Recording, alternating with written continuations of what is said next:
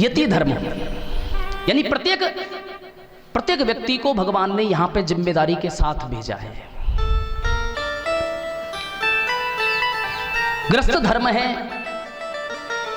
साधुओं की सेवा करना, दीनों की सेवा करना, जो दीन दुखी हैं। स्वामी रामकृष्ण परमहंस कहते थे,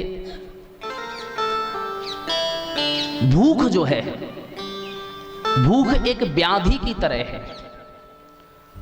भूख डायन है। कभी देखा हो आपने, कुत्ते बिल्ली जब बच्चों को जन्म देते हैं तो भूख के कारण वो अपने ही बच्चों को खा जाते हैं। तो गृहस्थियों का कर्तव्य है कि आसपास कोई भूखा ना रहे। अगर कोई भूखा रहेगा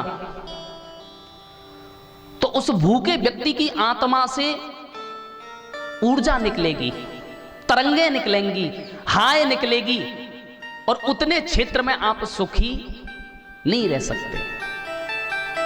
आपको जैसे ना कभी कभी घर में हो जाता है, थोड़ी सी बात हो गई, पतिदेव ऑफिस जाते समय उन्होंने कहा नाश्ता कर लो, बोले हट जाओ मैं नहीं कर रहा, नाश्ता छोड़ के चले गए।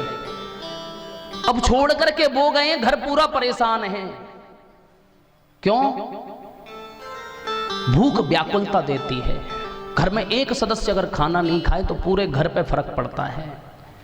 राजनीति में भी देखा ना, भूख हड़ताल करते हैं, फलाना व्यक्ति भूख हड़ताल पे बैठ गया। अरे ठीक है, कर रहा है तो कर, नहीं पूरा देश हिल जाता है। गांधी जी आमरण अनशन पे बैठे तो पूरे देश में आग लग गई, अंग्रेज हिल गए।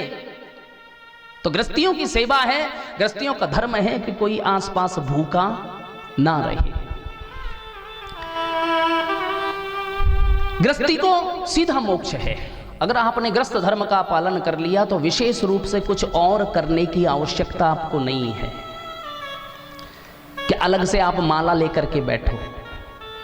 अरे सुबह से शाम तक आप भगवान का ही भजन कर रहे हो, क्योंकि गृहस्थ धर्म, इस गृहस्थ धर्म में से ही सब प्रकट होते हैं। साधु तो इसी में से प्रकट हों, सन्यासी तो इसी में से प्रकट हों, विद्यार्थी तो इसी में से प्रकट हों, लेकिन सब ज्ञान भी गृहस्थियों को ही देने लग जाते हैं। सदगृहस्थियों को व्यासपीठ प्रणाम करती है, क्योंकि सदगृहस्थियों का ही ये आयोजन है। हमारे परीक्षित महाराज, इन्होंने जीवन के इस पड़ाव पर आकर के इस सद कार्य को प्रेरणा दी, इस सद कार्य को आयोजित किया। हम आप सब यहाँ बैठ कर के सुन रहे हैं तो इनको प्रणाम है, इन्हीं की तो कृपा है, गृहस्थियों की तो कृपा है कि ये यज्ञ हो रहे हैं। बोलो जय श्री